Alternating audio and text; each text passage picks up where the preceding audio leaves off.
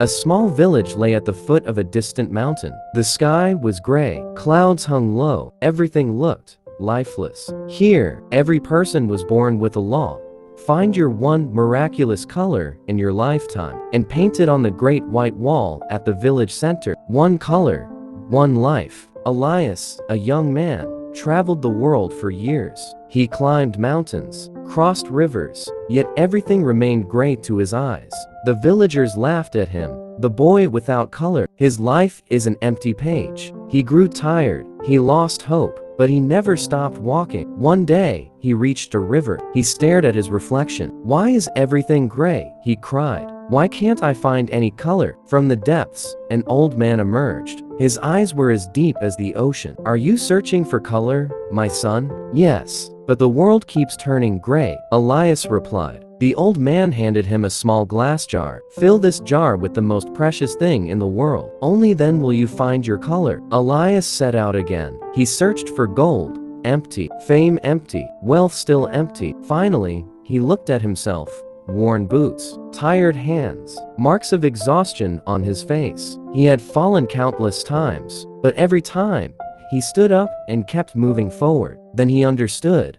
The true color was hidden in his perseverance, in his resilience, in every step. He refused to give up. He returned to the village. He stood before the white wall. His hands were empty, yet he touched the wall. In that moment, it burst into the brightest golden color anyone had ever seen. The village was stunned. "What color is this?" they asked. Elias smiled. "The color was never out there. It lived in every painful step I took. Every fall I endured. I will not give up," I whispered. "You drew the result. I drew the journey." From that day, Elias' world was never gray again. And he knew this truth. Your true power is not in what you find, but in every step you refuse to quit. Every fall, every struggle, every tear, that's where your color is born. Keep moving, keep fighting. Your journey is your masterpiece. Do you ever read a book and forget everything just minutes later? Stop. The problem is not your brain. The problem is how you read. If you don't fix this now, you'll keep reading hundreds of pages and nothing will change. The worst part? You'll start believing something dangerous. That maybe you're just not smart enough. Long ago, there was a young man. He read more than anyone else. He worked harder than most.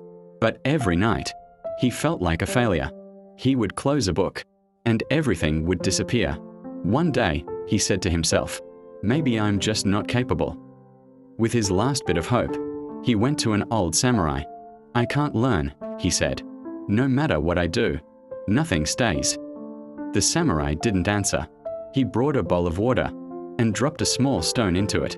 The water became cloudy. "Do you know what this means?" he asked. The young man shook his head.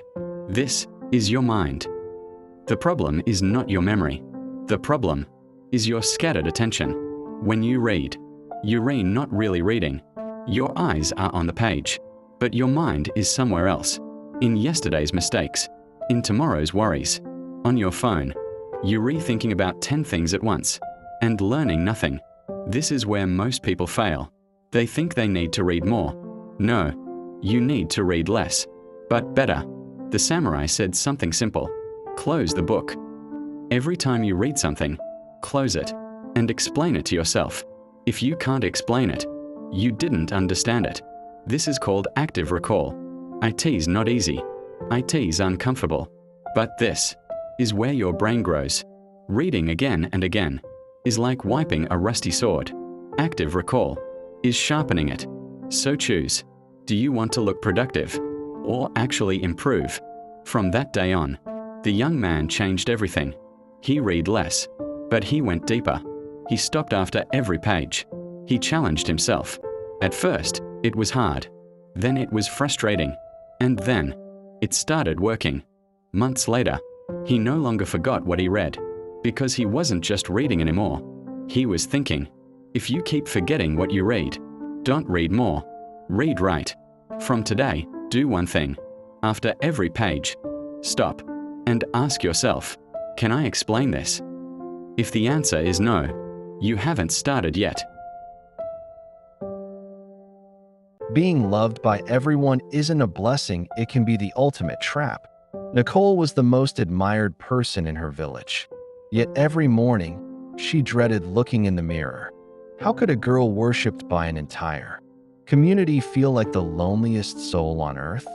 Today, we explore how applause can slowly kill the spirit Nicole lived for the gaze of others. Every act of kindness, every graceful step, and every word she spoke was carefully crafted for one purpose: admiration. When she walked through the village square, people would bow, elders would whisper blessings, and children would cheer. To the world, she was a saint, but to herself, she was a stranger. Nicole had built a magnificent castle of reputation, only to realize she was its sole prisoner. She measured her worth by the scale of "what will people say?" Behind her radiant smile was an exhausting void. Her goodness wasn't born from sincerity. It was a performance, a hollow mask designed to feed an insatiable hunger for validation. One afternoon, a weary traveler arrived in the village. His face was weathered by sun and time, and his eyes seemed to see through the very walls of the soul. Nicole, ever the perfect lady, approached him with a bowl of water and a practiced smile. Glancing around to ensure the neighbors were watching, the traveler drank slowly, then looked Nicole directly in the eyes. The silence lasted a second too long. "Nicole," he said softly, "you are showing the world a beautiful shell, but you are terrified of looking inside. Do you know why the trees in the forest bear fruit? They don't do it to prove their beauty. They do it simply because they are trees. It is their nature. A flower does not bloom because it hopes to be smelled." He leaned closer, his voice like a gentle wind. "Respect is not something you chase, Nicole. It is a shadow that follows your character. A man who chases his shadow will never catch it, but a man who walks toward the light will find his shadow following him effortlessly." That night, something shattered inside Nicole. For the first time, she stayed away from the crowds. She realized that the respect she had been chasing was a ghost. It disappeared the moment the lights went out.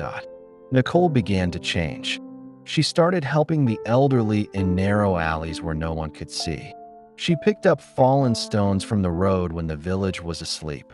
She stopped seeking the thank you and started seeking the peace within her own heart. A strange thing happened. When she stopped performing for respect, she actually earned it. But this time, it was different. People no longer saw a perfect mask. They felt a genuine soul. The air around her no longer smelled of desperation, but of true, quiet integrity. Respect is the fruit of who you are when no one is watching. Reputation is built with noise, but character is built in silence. So, ask yourself, did you do a good deed today because you wanted to be seen, or because it is simply who you are?